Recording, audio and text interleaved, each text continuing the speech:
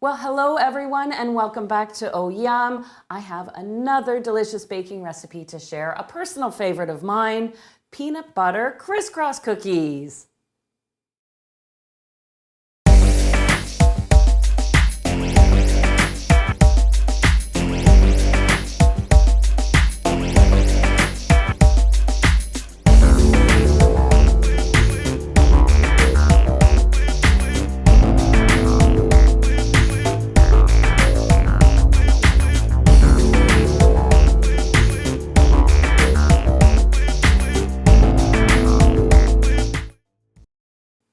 Making peanut butter cookies is easy. It's one of those things you should be able to think about it and have the cookies in the oven within 10 minutes. And this is a recipe that's easy enough to mix by hand. I'll start with my butter, unsalted butter. It's softened to room temperature. I'm just going to break it up a little bit to get it going. There we go. And when I'm softening my butter, now I had this butter out overnight, but if I don't have the forethought, I try and avoid warming or softening my butter in the microwave. But what I will do is, in a pinch, just take your butter, measure your piece, cut it into pieces, and let it sit on the counter for 30 minutes. In that time, it will be up to room temperature. Basically, a little extra time than it takes to preheat your oven. In my peanut butter cookies, I like to add a mix of granulated sugar and light brown sugar, equal amounts, so 100 grams each. And I'll get this starting to soften just before I add the peanut butter. But don't worry, if you want to add your butter, your 2 sugars, and your peanut butter all at once, that's absolutely fine. And that's actually what I say in the recipe below.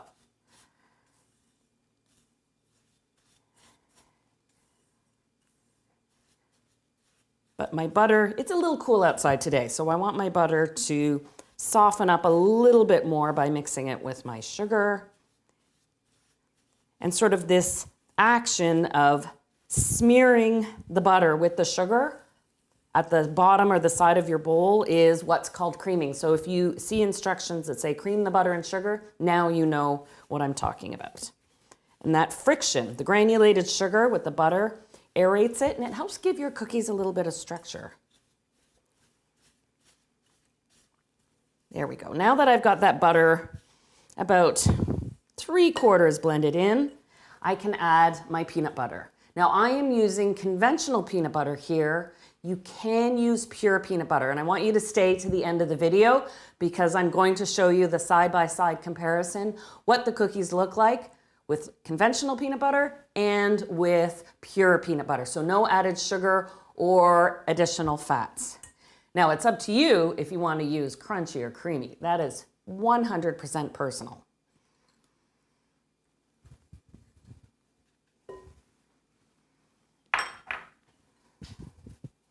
Personally, I go for the dark roast peanut butter, little extra toastiness in there. And this smooths out very quickly.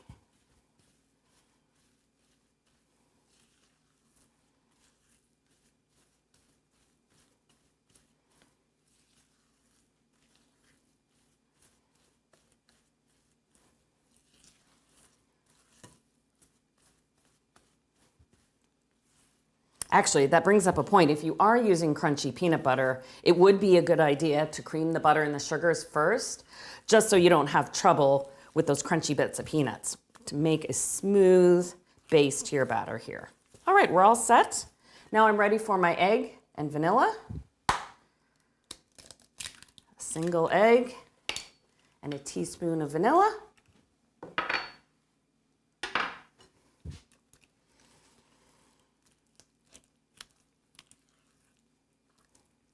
Oh, it's a stubborn yolk. Very fresh egg.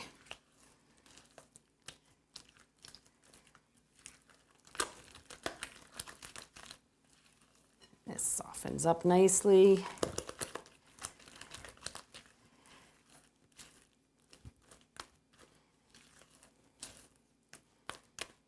This is one of those cookie recipes you want to make when you have, say, a rainy afternoon or that little bit, you have that extra hour of time. Maybe the kids need something to do, and a simple cookie like this is so easy to mix up.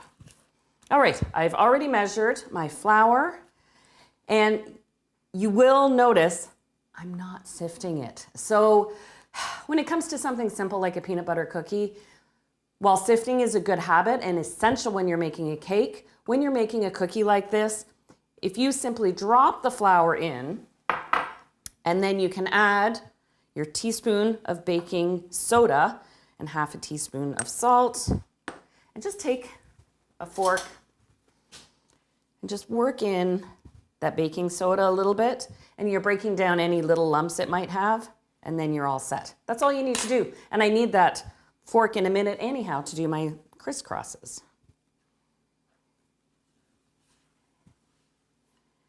And a gentle stir just to bring everything together.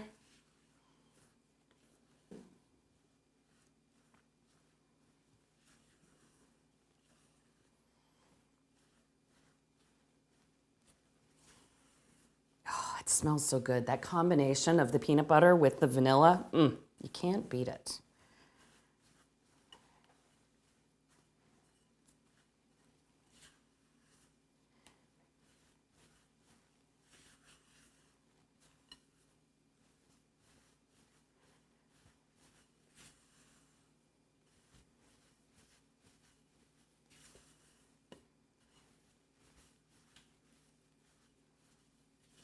As soon as you see no flour visible, you know you've mixed your cookie dough enough. You could, of course, do this in the mixer or with electric beaters if you wish, but it really takes just about the same amount of time by hand. There we go. You can even hear when the batter's almost done because the sound of it changes as you start mixing. You hear that dryness initially when you're stirring, and then all of a sudden it gets that creamy sound. Is that a sound? Can a sound be creamy? I think you understand what I mean. It's time to bake these cookies. This recipe makes an even 2 dozen, and I'm using my scoop, and I should take a peek at what number it is because I know you ask in the comments. This is a number 40 scoop. If you're buying your scoops by size, of course you can use 2 tablespoons if you wish, but this makes fast work of it. It's not too sticky a dough. I have played with this recipe and put jam inside of it. So if you love the idea of a peanut butter and jam or peanut butter and jelly cookie, what you can do is scoop the cookie into your hand, flatten it a little, almost like a thumbprint, put a half a teaspoon or maximum teaspoon of jam in the center, fold it up, put the seam side down, and then bake that, and it makes a delicious cookie. I'll just re-scoop that.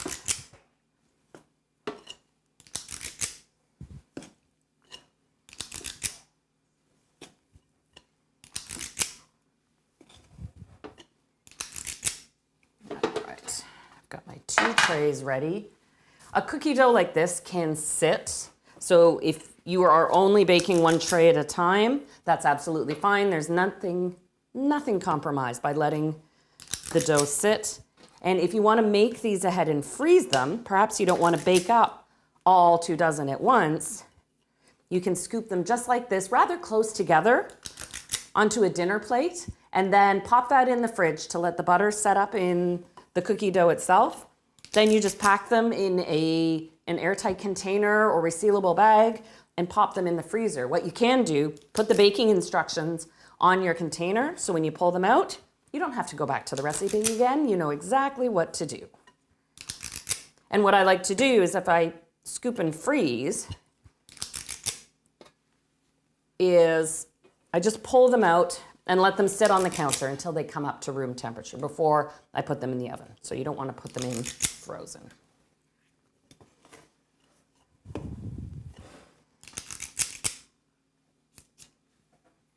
All right, now for the crisscross. I've got a little bit of flour and that fork, and you want to dip your flour in the fork tap out the excess, and then just like the name of the cookie says, you need to press them down. If you have a cookie stamp with a nice little pattern on it, please pull it out and use it. This is a great opportunity because unlike a chocolate chip cookie, which sort of melts and melds into place and has the chocolate chips in it, the peanut butter crisscross, it will flatten out. In fact, this may look like a modest cookie, but you'll be surprised how big they get when they bake, but they hold that crisscross shape in the top.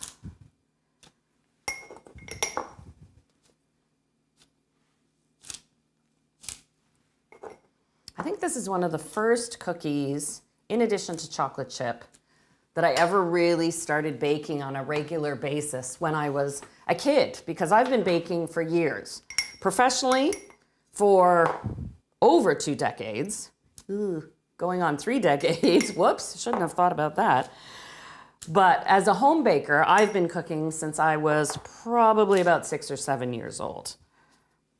First with supervision, but I loved when my mom would pull out that one, my mom, if you're watching, you know that one brown melamine mixing bowl. That was the official cookie batter bowl.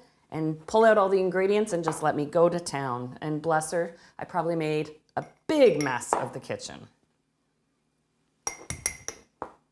Cooking with kids is so much fun, but you have to allow lots of wiggle room and room for lots of mess, of course. Okay, I've got all my crisscrosses here. My oven is preheated to 375, and these take about 12 minutes to bake. You know your oven. You get to know it when you bake a few cookies. I find I don't rotate the trays because peanut butter cookies, you want them to be a little bit brown on the outside, but not too brown in the center. So in these go.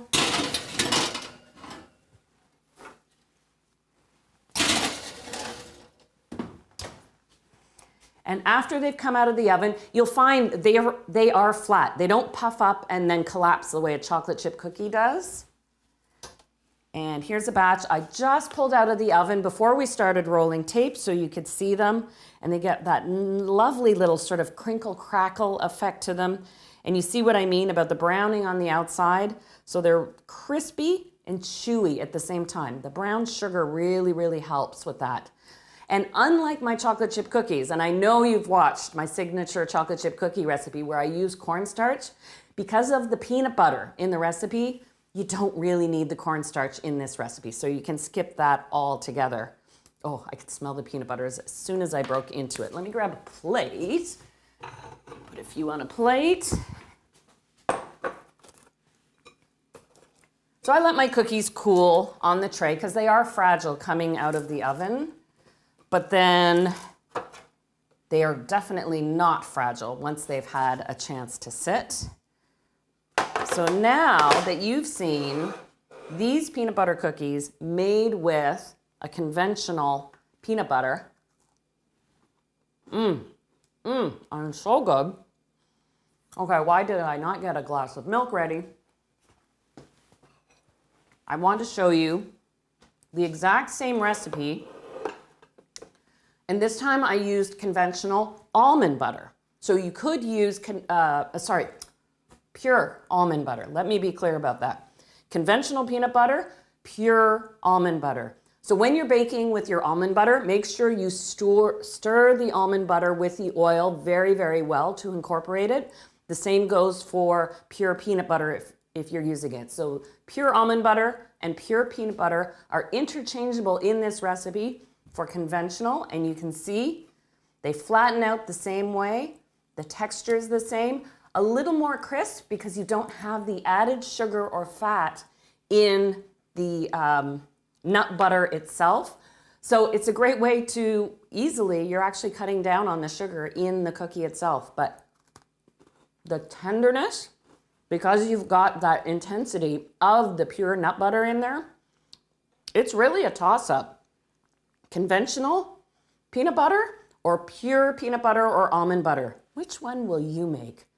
And really what counts is that you do give this recipe a try. I hope you will because, hey, it's a peanut butter crisscross cookie and we all deserve a nice little treat.